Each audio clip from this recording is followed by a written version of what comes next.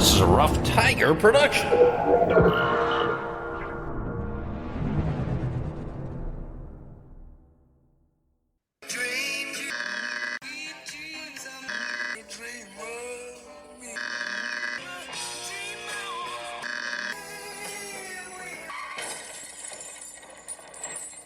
And you, and you, and you, and you were there.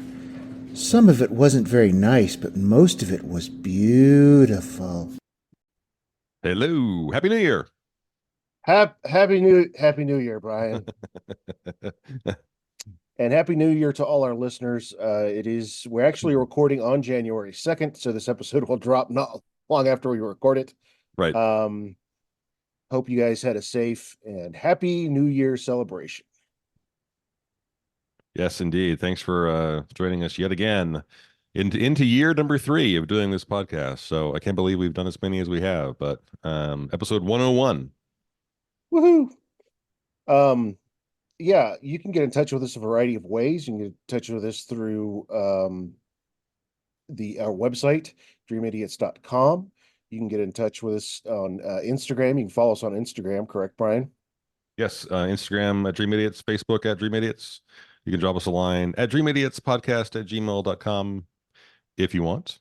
And then the new thing, if you want to do it as well, you can go to patreon.com/dream idiots. Because we're not that new, but because our listenership isn't quite where we want it to be, we're not going to make any of the audio premium only.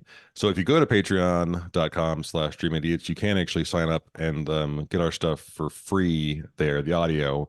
But we will over time, we'll start adding video and maybe some other things on the Patreon as well. Consider it a gift to the patron saint of clowns, actors, and comedians, which is that's Saint Genesius.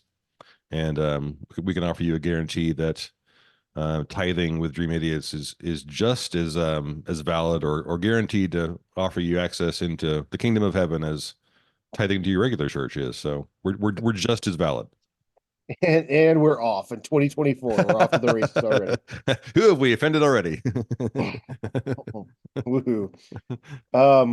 Anything else on Patreon, Bryan, before we get started? That's it. I've got one announcement other than that. For you true crime folks out there, Bryan, I don't know if you saw this or not, but they finally identified the remains of Donna Lass, who since September 1970, some folks speculated might have been a Zodiac victim out in the Bay Area. She was a nurse in Lake Tahoe who went disappearing in September of 1970. Some remains were found in 1986, a skull about an hour and a half outside of Lake Tahoe, and they have been confirmed as the remains of Donna Lass. I've never really thought she was a Zodiac victim because he really liked to take credit for things he didn't do. Mm-hmm. He's one of those kids that, joined your group project because he knew you were in it and you would do a good job. So, but at least I'm not sure what's left of the Lass family. She was from South Dakota, I believe. Mm-hmm. But hopefully whoever's left of her family at least knows where she is and that she's been recovered and that they know at least what happened to her. I won't say closure because that's such a weird word, but part of the case of what's been known as the case of the missing nurse for a long, long time. We've got another piece to the puzzle there out near Lake Tahoe, California. The case of Donna Lass. And they think she's tied to Zodiac. Why? Because there was a series of letters and communiques from who they think was Zodiac, where she's discussed, but the odds of it being him are very, very slim. Okay. You can check out the Zodiac Speaking podcast, The Mystery of the Missing Nurse episode, Mm-hmm. and that's run by Richard Grinnell and Mike Morford, and that episode kind of explains, and they haven't done an update in quite some time, but I'm sure they'll do an update on this episode when it comes out. I sent those episodes to my true crime loving niece when we found out over the weekend that Donna Lass's remains have been discovered. So there's a true crime update from a podcast that is not a true crime podcast here at Dream Idiots, but it's been a case I've been interested in for some time now. Cool. So rest in peace, Donna Lass. Hopefully you'll find your way home Yeah, nice, at some point. but not nice, but you know, Well, go whatever. science. Right, Go science. right. Yes, yeah, definitely that, a hate to call it a positive outcome, but at least progress. Yes, progress. So 101, I think I am up first. You are, sir. And you're Um, looking mighty good for a fellow who just had COVID, by the way, I might yeah, say. well, I feel fine. I was weirdly still testing positive even yesterday. I had 12 hours of symptoms, so I don't quite know how long I'm supposed to remain in hiding, but I will keep at it. There were two things that were two sort of further Christmas stories that were sent in to me, which I won't even get into. But there was a take on the Caganer that was emailed into me, and then someone else sent me a version. If you haven't heard this on prior episodes, I've talked about various Christmas stories and the craziness that various cultures imbue into Christmas. There is a Greek version of the Yule lads. And then there also is also from Iceland, which I'm surprised I hadn't heard before. There is an Icelandic Christmas cat whose name I won't even try to pronounce. Apparently, this cat is the legend is this cat is the size of a house, and if you are a child and you are not dutifully wearing two new pieces of clothing when you go outside, the cat will eat you. Good So God. happy holidays. That's such a weird. Christmas is so weird. But those links to those other stories, which I won't even dive into any more than that, but I may put those links in the show notes for this episode just Okay. for grins. So, as it is the new year, we want to go ahead and offer my congratulations to the collection of U.S. states that are now, effective January 1, offering a much more reasonable minimum wage. We still have about 20 states, including Texas, that are still sticking to 7.25 an hour. But a ton of states have realized that that is completely bonkers. And now Washington State now leads the nation with a new minimum wage of $16.28 an hour. Still probably not enough. But with that topic in mind, I wanted to talk about income inequality. There are a lot of terms that are discussed, bandied about in this area. Minimum wage, living wage, you can call it a subsidy, you can call it welfare, you can call it basic income. But whatever it is, the reality is that we as citizens of the US or citizens of our respective states get very little direct benefit from paying in.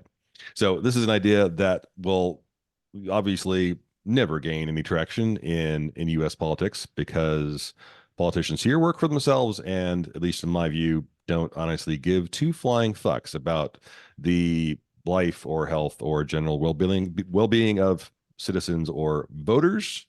But we're this week we're not talking about the US, we're going up to Canada. And I will apologize now to the good citizens of the lovely state of Manitoba for forgetting them in the 10 by 10 quiz last week. I forgot both Manitoba and Saskatchewan, so sorry about that.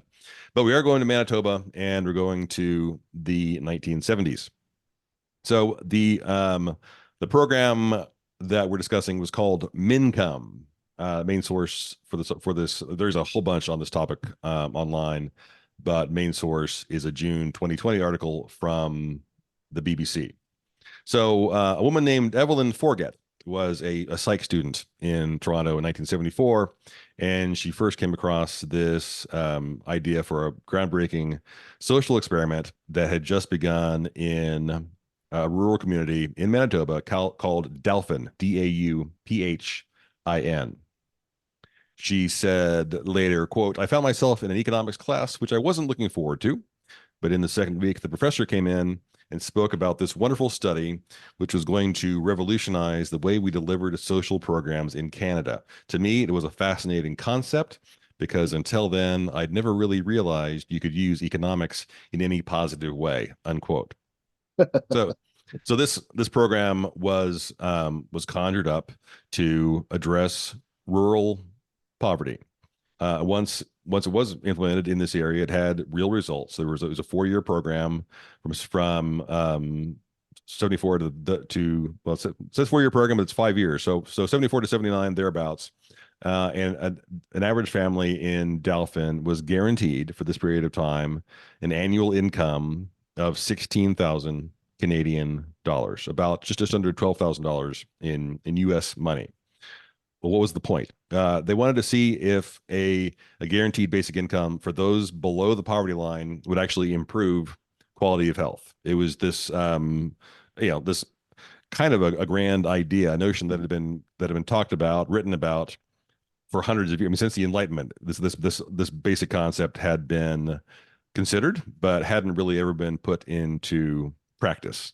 And this came back to the fore, frankly, much more recently because of COVID and the fact that things have been so crazy, and then just the last few years with so many folks on unemployment, et cetera. So back in '74. Canadian policymakers were looking at a wave of social reforms. This is post '60s. The Canadian response to the revolutionary ideas of the '60s was not to do what the U.S. did. The U.S. kind of went to the right, and we had Nixon, and we had a whole bunch of insanity and a bent toward conservatism. Canada actually rolled out universal health insurance across the country in 1972, and so there was a trend in this direction. We have an economist and 2 different civil servants in Manitoba who then created this scheme for the Mincome, so all these poor citizens could apply to receive a monthly check to boost their existing income. It was hands down the most ambitious social science experiment certainly to ever take place in Canada. It may have been ever in the world. And the result of this was hospitalization visits fell. There were, significant improvements in mental health, a rise in number of kids completing high school, teenage pregnancy dropped, crime rate dropped. Generally speaking, it was, a success across the board. Sharon Wallace Storm was a woman who grew up in Dauphin. She was 15 when the experiment was done. She says, quote, "It wasn't a case of getting money to live and do nothing. They set a level for how much a family of 3 or 4 needed to get by. You applied showing how much you were making. And if you didn't meet that threshold, they would give you a top up," unquote. So this experiment in the '70s really interested Forget, and she was mostly interested, at least initially, because of the location. Dauphin is out in the middle of friggin' nowhere. It's 5 hours from Winnipeg, out on the plains, and it's just a kind of a farming community. And the inhabitants of this town used to always joke that it was 100 miles too far from anywhere. But they chose Dauphin because it was just a sort of a pragmatic choice. They needed, the three folks that were organizing this plan needed a town of approximately 10,000 people. If it was any smaller than that, they wouldn't have enough data to really draw any conclusions. And if it was too much bigger than that, it would just be too expensive to do. So they wanted a town that was within driving distance of Winnipeg, which is where they all live. So they fell upon Dauphin.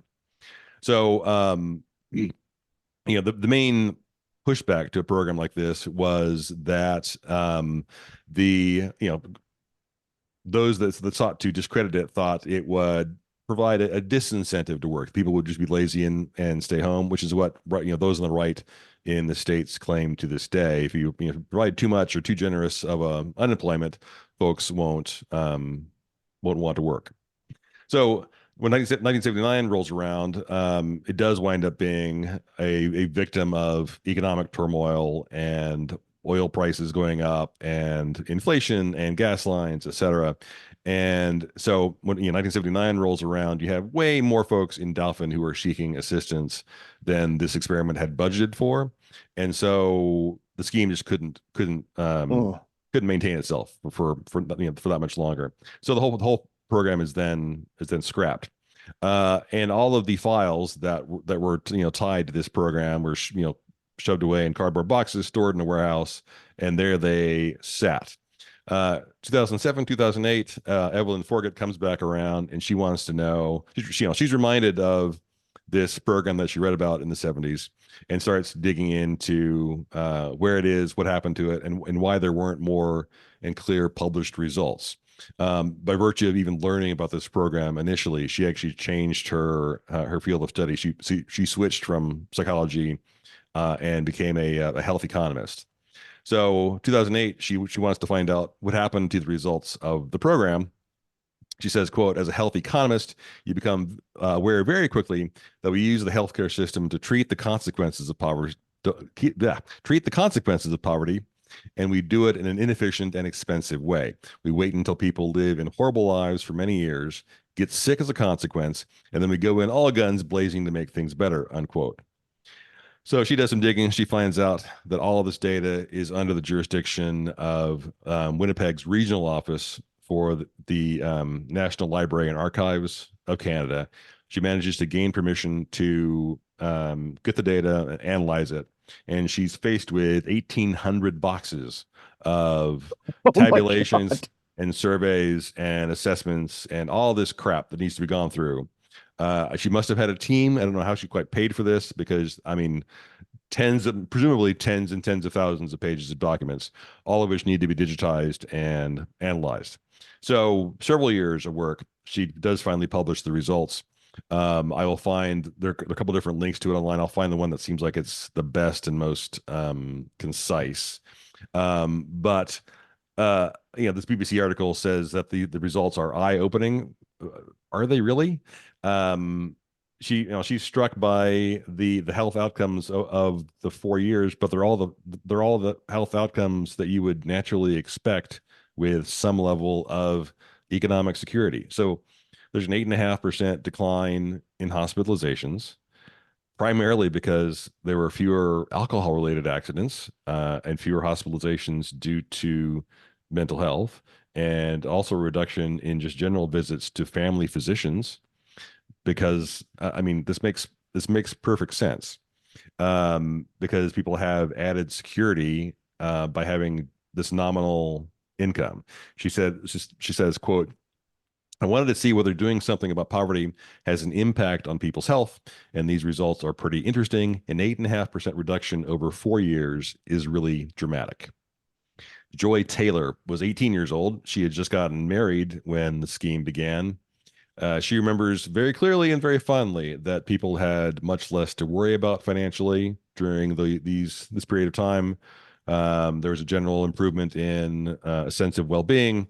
Her husband was able to get a loan, and he opened a local record store because banks were more willing to lend money because of the guaranteed payments. There was an increase in number of adolescents completing high school. And I mean, Dauphin is an area that is overwhelmingly rural. The vast majority of people, especially boys, wouldn't finish high school because at 16, they were leaving to get jobs on farms or in factories. But over these 4 years, they're much more likely to graduate from high school. In 1976, 100% of Dauphin students enrolled for their final year of school. So Evelyn says, quote, very often these people were the very first in their family who never finished high school. When Mincome came along, families decided they could support their sons in school just a little bit longer. And in some ways, I think that's the most exciting result because we saw that investment in human capital. Eric Richardson was the youngest of six kids. He was born in 1964. He was 10 when things began, and the basic income meant he was able to go to the dentist for the first time. Quote, he says, quote, normally you didn't get to go until you were old enough to pay for it yourself. I remember it very well because I had 10 cavities the first time I went. So the experiment ends in 1979. But there had, very clearly had been some, very significant and measurable results that were positive. Taylor, she was married to the guy that started the record store, remembers that at the end of the 4 years, lots of these little businesses started to vanish, and they were eventually forced to close up the record shop, and they left Dauphin and moved to the Ontario area. Proponents of basic income schemes have argued that they are socialism, basically, and that it's a nice thing, but they are vastly too expensive.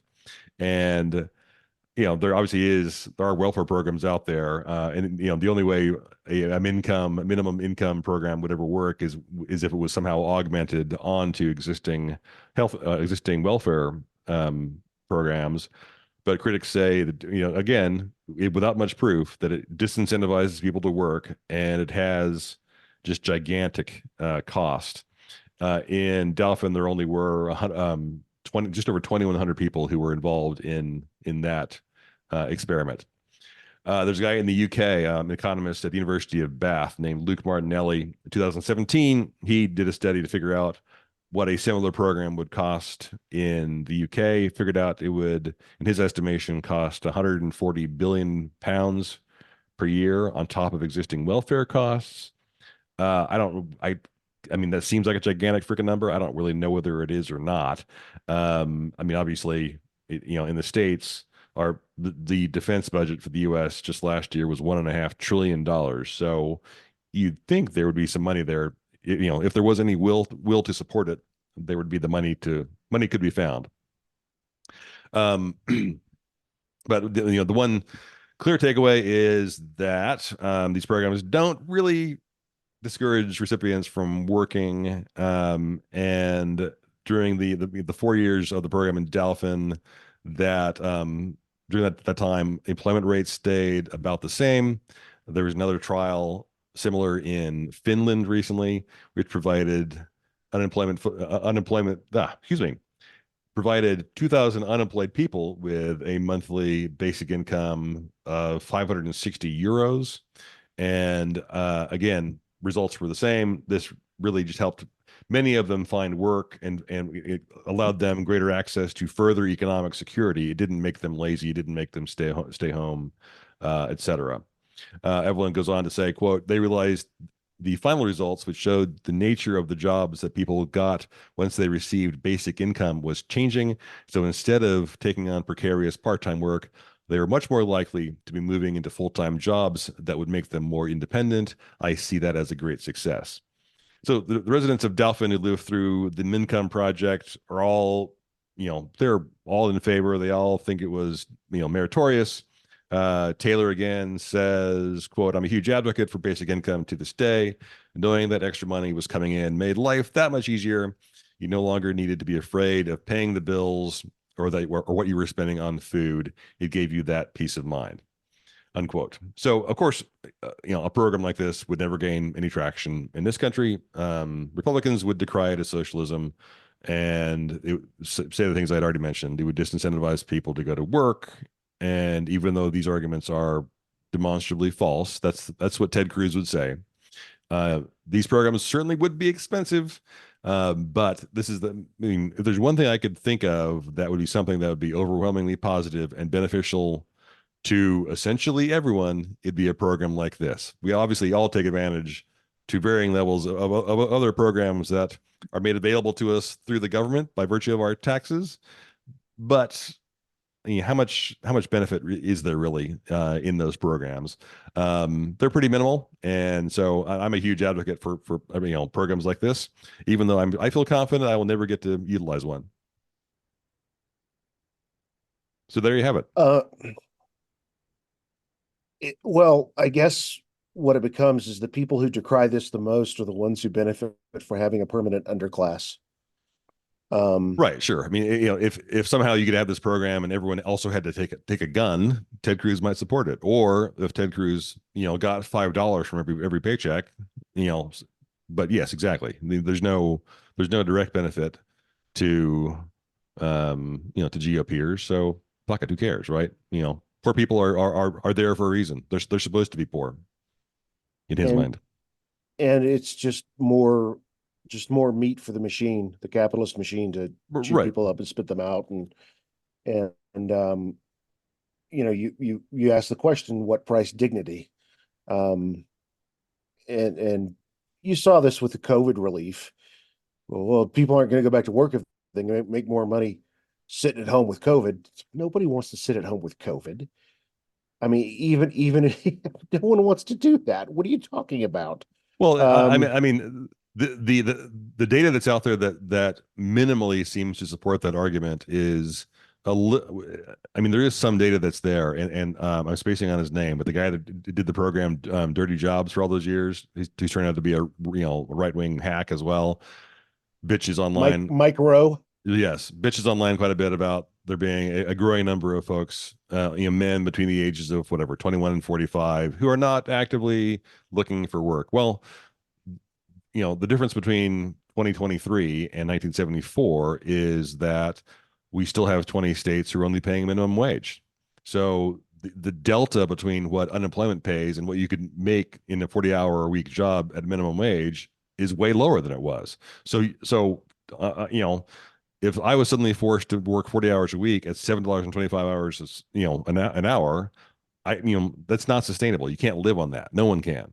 So I feel confident there are some folks who go, I could work 40 hours and make 20% more. It's not worth it. And so, happily, some of these states, thank you, Washington State, is leading the charge in saying this is unsustainable. We have to figure out a way to let people have a life outside of their 2 or 3 jobs. But it's completely ridiculous. And I guess it just goes without saying, I guess this is part and parcel of it, that wages and salaries in general have not kept up with cost of living increases at all across the board, Right. whether it's minimum wage or not. That's math. That's Right. Right. that is math. Yeah. My first job was minimum wage, and I think 3.35 an hour. Now it's 7.25 an hour. And I guarantee you that the first apartment I rented a jillion years ago that I think I paid 2.25 a month for is now going for at least 6 times that, 6 or 8 times that. Yeah, my first job outside of aside from getting under the table money for mowing lawns, waiting tables at 209 an hour. Yeah, back when there was that, it may still exist, that Because you make exemption it up with for tips. you're making up a tip so they could screw you with an hourly rate of 201 or 209 an hour. It Right. was Yeah. 209 an hour, yeah. Yeah, and then they still took taxes out of it, which was Right. Yeah. So awful. yeah. Yeah. Insane. Yeah. Well, it's nice to Poor know folks that get screwed. it's nice to know that there are places like Washington State that, do that and aren't actively trying to kill you with nitrogen. So Right. that's a fascinating story, Brian. I'd never heard about that. The Mincome, that's from Minimum the minimum income. from the heartland of Canada. That's absolutely fascinating. Yeah. I mean, this year, I mean, I joked online, I think on Facebook, I posted that I just love the first Monday in the new year. I always love because it just feels like a fresh start, and I am sort of into the renewal of the new year.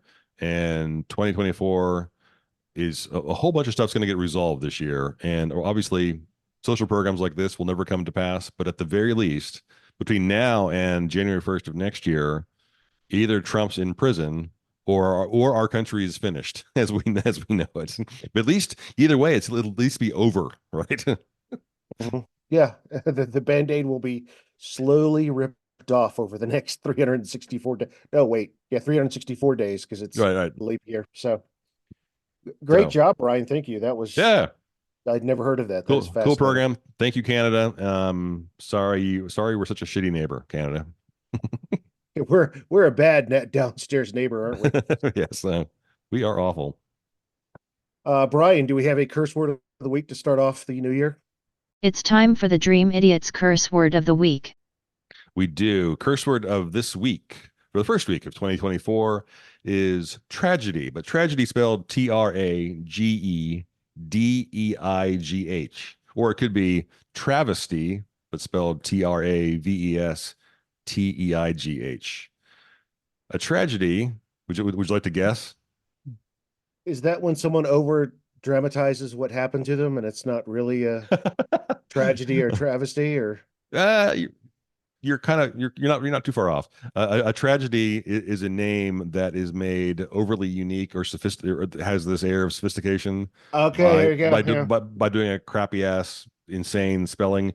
Typically, I mean, very often it's created by adding Leigh instead of ly. So Brayley, Brandy, etc. You could also have London, Londynn, Caden, Cadyn. I saw someone online recently who said her first name was Jennifer, spelled Gynnny. You're like, oh my God, fuck you. Yeah, you're not special. Your child is not unique. Elon Musk has the kid whose name is AO pound 3 tilde X ampersand, and he tells people, oh yeah, just call him Trey. Like, oh God damn. Just, how about Mike? How about just be biblical names? They're completely fine. Nothing you have to spell. I mean, it's hard enough. I mean, I have to spell my first name because I have the somewhat non-standard name, but at least it's not, Bryan.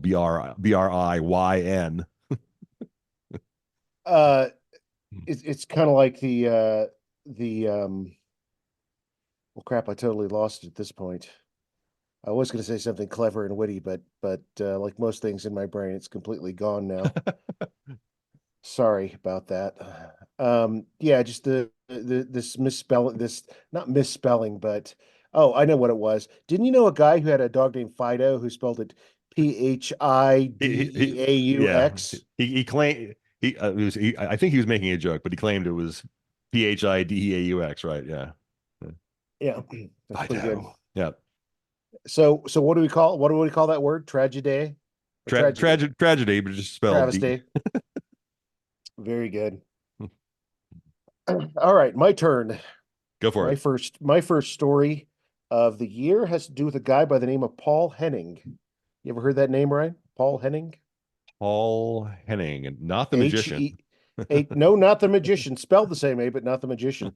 This Henning, Paul Henning, was born in Independence, Missouri. And I'm going to say Missouri because, because it's a tragedy.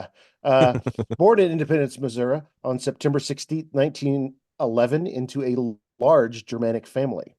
And by large, I mean Paul's mother had 10 children, of which Paul was the youngest. His mother was prim, proper, and maintained a German aloofness most of the time. Okay. Not out of haughtiness, but out of humility. The family never wanted to appear prideful or arrogant.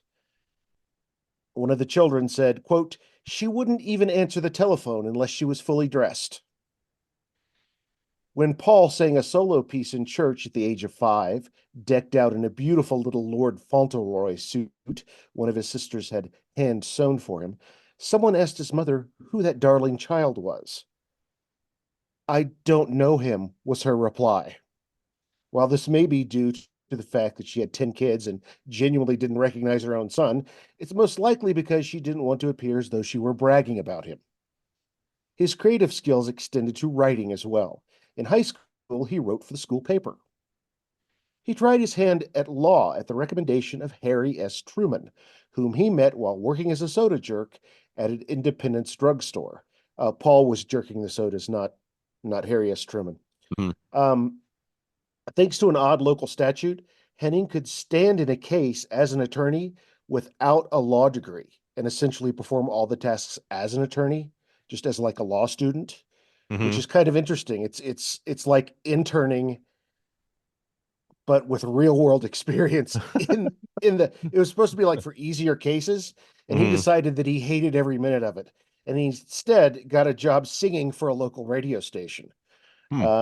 Which turned into a job writing for that same station. And you, having worked in radio, you know how that begins. Pretty soon you're doing everything at the radio station. You're producing, you're writing, you're hosting, you're doing everything.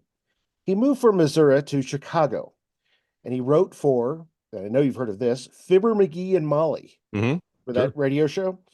He got married along the way to a lovely and talented woman who was also a writer by the name of Ruth. And he went to Hollywood to write for the Joe E. Brown Show, which didn't last but for a little while. He wrote for the Rudy Valley Show, and in his most impressive run to date, he had a 10-year stint with Burns and Allen on both radio and television. He became good friends with George and Gracie. It's important to point out here that his wife, Ruth, in many cases was his partner in writing. She wrote solo on her own, and he wrote stuff on his own, but sometimes they teamed up. He got the Dennis Day Show off the ground. Have you ever heard of the Dennis Day Show? No. Yeah, I hadn't either. but it ran up against I Love Lucy in scheduling. And his show, the Dennis Day Show, only lasted about 2.5 seasons. Paul jumped ship early because apparently Dennis Day became increasingly unpleasant to work with. He lost writers left and right. So Paul went to write for the Ray Bolger Show. Remember Ray Bolger? Sure. Yeah. Played the Scarecrow in Wizard of Oz. In its first season, this was known as Where's Raymond? And the general premise was an entertainer who's constantly late for his recording dates. Critics felt that the show's premise was, quote, a bit thin. Henning wrote occasionally on a weekly show with the great Ed Wynn. He then stepped into the unknown and tackled a brand new program with Bob Cummings, an actor who had already one failed show under his belt titled My Hero, which lasted one season beginning in 1952. The Bob Cummings Show benefited greatly from Henning's writing and production skills and lasted over 170 episodes and 5 seasons. I've never seen the Bob Cummings Show. He played the central character. His central character is a photographer, a bachelor photographer who's gets all the ladies and gets into all kinds of situations. Ann B. Davis, later known as Alice on the Brady Bunch, she took home the Emmy for Best Supporting Actress in a Comedy twice during the show's run. She played his secretary, Schultze. I'll have to look this show up and watch it at some point. Henning helmed writing and production duties for the Ford StarTime Hour, Art Linkletter's The Special World of Kids. You might have read an Art Linkletter article or two in Reader's Digest. He showed up there often. This was an hour-long comedy variety educational TV special. The cast included, get a load of this, Ed Wynn, Vincent Price, Ann Blythe, Mickey Rooney's son, Teddy Rooney, John Provost, who you may better know as Timmy from Lassie, Danny Thomas, and his TV daughter, Angela Cartwright. She was also on Lost in Space. Jerry the Chimp, from a documentary about a chimp who lives a normal household life with his human family. and Vice President Richard Nixon and his mother, Mrs. Hannah Nixon. Mrs. Nixon spent time on this special telling stories of her son's childhood. One day he came home wearing his best friend Larry's face. He had skinned him during recess. Now, Dickie, we don't do that to our friends. He said, I'm not Dickie, Mrs. Nixon, in that unnaturally deep, almost demonic voice of his. I'm Larry Pendergrass. Can Dickie come out and play? Henning found this to be an exhausting assignment. He came home one night with bruises all over his body, scratches on his face, and covered from head to toe in feces. Ruth asked if Jerry the Chimp had had a bad day. Jerry was a perfect gentleman, Paul said. The vice president, however. And this has been Let's Crap on Richard Nixon Corner here at Dream. Obviously, none of that is true. Henning co-wrote the screenplay for Lover Come Back, starring Rock Hudson and Doris Day. Henning and his co-writer, Stanley Shapiro, earned an Academy Award nomination for their effort. In 1961, they teamed up again to write Bedtime Story, starring, get this, Bryan, David Niven and Marlon Brando, which frankly sounds schizophrenic. Brando said of the film that it had some of the, quote, funniest lines I ever did. The film has been remade several times since then, including 1988's Dirty Rotten Scoundrels, starring Michael Caine and Steve Martin. Henning had always been fascinated by societies where time had seemingly stood still. This interest had stemmed from Boy Scout camping trips he had taken into the Ozark Mountains, where he met folks who didn't know who the president was and had never traveled more than 10 miles from their homes. In 1959, he had taken, get this, Bryan, a 19,000-mile road trip with, of all people, his mother-in-law, who, like himself, was a history buff. They visited all kinds of historical monuments and battle sites and so forth. As they traveled the highways of the country in a convertible, he posed a question. What if a person from 100 years ago, someone like Abe Lincoln, were in the back seat of this car cruising along the highway? What would he think of modern life? And I say he would most likely have had two thoughts. First, Lincoln Continental, is this horseless carriage named after me? And then, hey, my hat! Henning thought of this for some time in terms of a science fiction project, but then he had read that the Appalachian and Ozark Mountains did indeed have small pockets dotting the landscape who lived without any modern conveniences or much contact with the outside world. He filed this idea away in his brain. It stayed there while he worked on his other film scripts and TV projects. Fast forward to today, and the name Paul Henning really should be better remembered, particularly given the great divide between the rural and the urban in America at present. And given your story just now about rural America, once again, we have that weird Dream Idiots synchronicity. Henning often started his work with a simple idea, that of cultural conflict. And in 1962, the simple idea would spawn one of the longest running, most highly rated sitcoms of all time. Do you want to take a guess as to what it was? 1962? Of what I've just told you.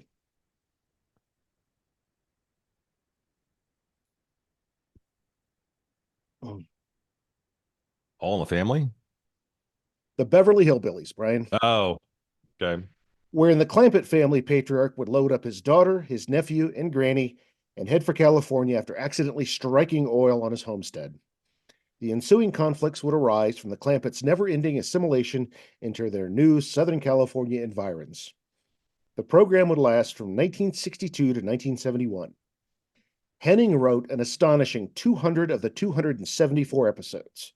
He also wrote the music and lyrics to the theme song, The Ballad of Jed Clampett. And you know that everybody knows the theme song Right. to Beverly Hillbillies, which hit #1 on the US Billboard Hot Country Singles chart and number 44 on the US Billboard Hot 100. I also learned particularly filthy alternate lyrics from a rather naughty classmate in Mrs. Philippus's third grade homeroom class, which I shall refrain from sharing here. Early criticisms of the show were harsh, but he believed in its characters and in the basic premise of cultural conflict appealing to a general audience. Some early haters said, "Too absurd to be mildly entertaining. Pure corn. A one-joke show. Fifth grade mentality." And my favorite, "If television is a vast wasteland, this show is Death Valley." Henning's vision of this rural comedy extended to Petticoat Junction from 1963 to 1970, a sitcom revolving around a widowed hotel owner and her 3 daughters, one of whom was played by Henning's own daughter, Linda Kay. The show sprang from Ruth Henning's memories of visiting her grandmother in such a tiny hamlet, complete with a railroad stop and hotel. The main town is Hooterville, near the tiny community of Bug Tussle, which you may remember is where the Clampett family moved from in the Beverly Hillbillies. Mhm. In 1965, Green Acres debuted, officially a spinoff of Petticoat Junction, but also a thematic spinoff to the Beverly Hillbillies. In this case, a big city lawyer and his wife moved to the small farming community of Hooterville. These 3 shows are sometimes referred to as the Henningverse. Okay. Henning maintained some writing duties with Petticoat Junction, but had less of a hand in the day-to-day running of Green Acres, where he was an executive producer. During their respective runs, all 3 programs enjoyed solid to spectacular ratings. The Beverly Hillbillies earned a top 20 spot in the first 8 of its 9 seasons, including a #1 in seasons 1 and 2. Petticoat Junction entered the top 30 in seasons 1 through 4 of its 7-year life, going as high as #4 in season 1. Green Acres was in the top 20 for the first 4 of its 6 seasons, rated as high as #6 during season 2. But all of this eventually changed. Petticoat Junction was canceled in 1970 after numerous cast changes and, as some television historians speculate, a precursor to the Rural Purge by CBS in 1971, where Beverly Hillbillies, Green Acres, Mayberry RFD, and Hee Haw were all canceled at one fell swoop. Not much sprang forth from the pen of Paul Henning after this. 10 years after the cancellation, there was a TV movie for the Beverly Hillbillies and a feature film in 1993. Plus, there were the various remakes of the film Bedtime Story. Ruth Henning passed away in 2002, and Paul followed her in 2005. But perhaps his greatest tribute to the rural Missouri life came not in the form of Henning's television legacy, but in the lessons he learned as a Boy Scout in the Ozark Mountains. Paul and Ruth Henning donated land, over 1,500 acres of it near Branson, Missouri, in the White River Hills. It's known as the Paul and Ruth Henning Conservation Area. There's 4 designated hiking trails laid down by the Missouri Department of Conservation and a 5th trail, the longest in the park, maintained by Scout Troop 2001. It's the perfect place for hiking, bird watching, and simply exploring the natural world. That's not bad for a couple of kids from Missouri. And that is a very quick story about Paul Henning, a television pioneer. Yeah, very cool. Never heard of him. Sources of this include Eric Barnow's 1970 book, The Image Empire, History of Broadcasting in the U.S., Volume 3 from 1953, Oxford Press, New York, explorebranson.com website, Ruth and Carol Henning from 2018, The First Hillbilly, The Untold Story of the Creator of Rural TV Comedy from Woodneath Press, Kansas City, Missouri, the Kindle edition, IMDb for tracking down info, as well as Wikipedia, and the Paley Archive at paleycenter.org. This is great if you're interested in TV history, for information on the Ford StarTime Art Linkletter special starring Jerry the Chimp and Vice President Richard Nixon. And that is the story of Paul Henning, a guy who kind of explored some of the ideas that we talk about here about how do we collapse that divide between the urban and the rural. And he did so pretty spectacular when you think about it with his absolutely with his television. Of those 3, strangely enough, the one I remember most watching in reruns as a kid is Petticoat Junction. I don't know why. I think it had to do with the Billy Joe, Betty Joe, and Bobby Joe, the three girls, but I don't know for sure. And strangely enough, Bryan, this is a loose part 1 of 2. There will be a second story that is tangentially related to this for next week. So also on Henning, or on next week it's Norman Lear? No, you'll see. It's different. Yeah. It's kind of related to this. So we'll continue the story next time. Yeah, very cool. Dream Super Idiots. interesting. Yeah, I didn't really ever watch any of those shows. So I'm completely unfamiliar. I don't think I've seen a complete episode of Green Acres, but I do remember watching Beverly Right. Hillbillies here and there as a kid. Yeah, I mean, never watched it yet. I guarantee I know every single word of that damn song. Yeah, Probably. including the filthy alternate Right, version, which right. I'll sing for you once you get off mic. So Yeah, very cool. All right, that's okay. it for first one for 2024 is in the books. Thanks for continuing to listen. Check us out online, dreamidiots.com, Instagram, and Facebook. By all means, go hit patreon.com/dreamidiots. Tithe to the Church of the Stupid. And we appreciate you doing all those things for us, liking, sharing, and subscribing. We appreciate it. We got lots more in the pipeline, so thanks for hanging in there. Yes, indeedy. Happy New Year, and keep being good to each other. Thanks. This is a Rough Tiger production. Bong bong, Bryan. Bong bong? Bong bong. Bong bong. Good.